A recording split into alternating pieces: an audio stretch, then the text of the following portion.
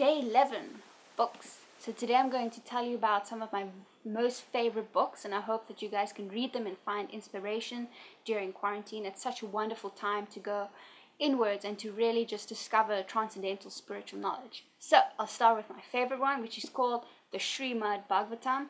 This is actually a 12-canto work. So each canto has about 3 volumes inside. So it's quite extensive, but it's totally worth it. So I'm currently on Canto 7. That's how much I love it. I'm slowly working myself through it. So yeah, I'd just like to read you guys something from the preface. It's actually really, really amazing, and I'm sure it'll inspire you. We must know the present need of human society. And what is that need? Human society is no longer bounded by geographical limits to particular countries or communities. Human society is broader than in the Middle Ages. And the world tendency is toward one state or one human society. The ideals of spiritual communism, according to Srimad-Bhagavatam, are based more or less on the oneness of the entire human society, nay, on the entire energy of living beings. The need is felt by great thinkers to make this a successful ideology. Srimad-Bhagavatam will fill this need in human society. It begins, therefore, with the amorphism of Vedanta philosophy, Janmad Yasya Yata, to establish the ideal of a common cause.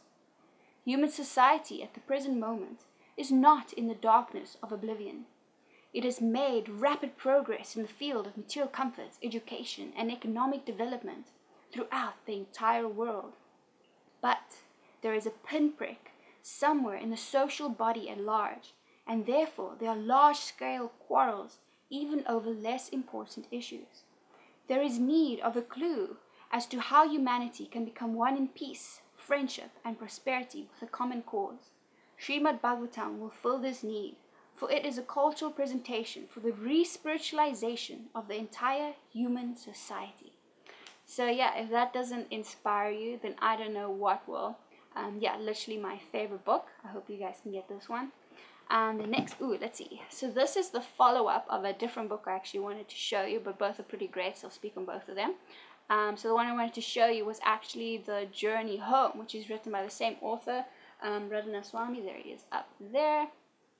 So that basically speaks about his spiritual journey. So how he flew from America to Europe and then hitchhiked all the way to India. It's like this most amazing story, and how he goes through different spiritual paths and traditions, and how he basically gets imprisoned and kidnapped. Like all these hectic things happen to him, but ultimately he finds a spiritual teacher, takes shelter under him, and now he's fully devoted his life to God. So that one's so great. And in this one, his follow-up is called The Journey Within.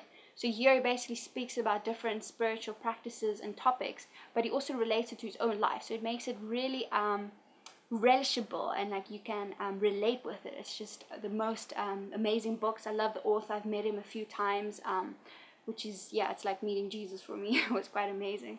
Cool. So next we will look at this wonderful book. It's called the Bhagavad-gita. So written by A.C. Bhaktivedanta Swami Prabhupada. And just to mention, it is as it is, Bhagavad-gita as it is. It makes a big difference. This one's kind of just got the essence of everything, while most of other commentaries kind of has the author's own personal viewpoints, whereas this one has kept its Vedic essence from the time it was spoken about 5,000 years ago. So as you can see, I've been quite busy with it. I'm actually busy studying it at the moment. It's just a really wonderful book, basically speaking on how to live, like what's the nature of the self. It's actually one chapter out of a bigger book called the Mahabharat, which is also a really amazing historical adventure. So if you guys like Lord of the Rings kind of vibe, then that Mahabharat is really wonderful. And then to read this one as one chapter of that is just really amazing book. And let's see what's next. So The Science of Self-Realization. It's also written by A.C. Bhaktivedanta Swami Prabhupada.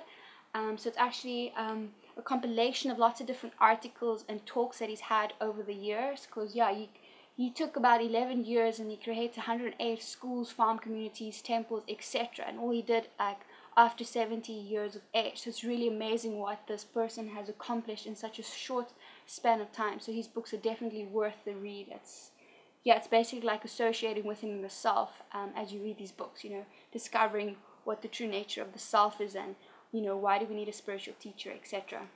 And then, yeah, the final book we're looking at is Life's Amazing Secrets by Gour Gopal Das. He's also a really famous monk. I'm sure you must have seen his YouTube channel. He's also on Instagram, got a lot of followers, and he speaks a lot of divine bliss.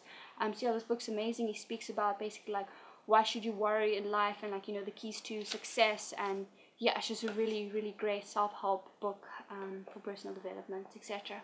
So yeah, cool. Thanks so much for tuning in. And before you check out my other videos, please like, subscribe, make a comment, and yeah, share this with people that you love. Cool. Hare Krishna. Namaste.